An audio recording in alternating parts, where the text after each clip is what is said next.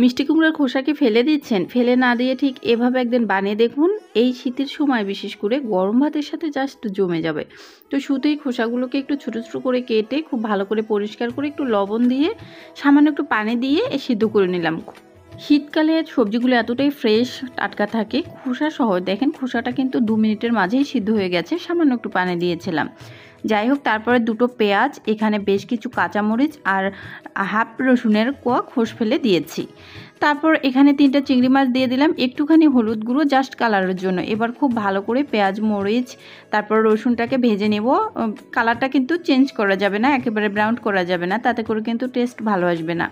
একটুখানি ভেজে হালকা একটু কালারটা চেঞ্জ হলেই এখানে আমি কুমড়ার খোসাগুলোর সাথে মিক্সড করে নিব। তো তার আগে আরেকটুখানি ভেজে নেব। খুব বেশি ভেজে নিলে কিন্তু তখন ভর্তাটা খেতে ভালো লাগবে না। আর হ্যাঁ, একটা কথা বলি, শুকনা মরিচ দিয়ে তো অনেক ভর্তাই টেস্ট হয়, কিন্তু কাঁচামরিচের সাথে চিংড়ি মাছের, বিশেষ করে চিংড়ি মাছের ভর্তাটা কাঁচামরিচ দিয়ে বানিয়ে দেখবেন কতটা টেস্টি হয়। যাই হোক, সব কিছু নেড়েচেড়ে মিক্স করে কিছুক্ষণ ভেজে নিয়ে ধনিয়া পাতাটা নামানোর আগে দিয়ে আর একটু ভেজে নিচ্ছি। শুকনা মরিচ দিয়ে না বানিয়ে এভাবে কাঁচামরিচ দিয়ে এই ভর্তার রেসিপিটা একদিন বানিয়ে নেবেন। আর মিষ্টি কুমড়ার খোসা যদি ফেলে দিয়ে থাকেন তাহলে আর না ফেলে একবার হলেও এই রেসিপিটা বানিয়ে নেবেন। কথা দিলাম আপনি পেট ভরে 1 প্লেট ভাত খেয়ে নিতে পারবেন। অনেক মজা লাগে ভর্তার রেসিপিটা।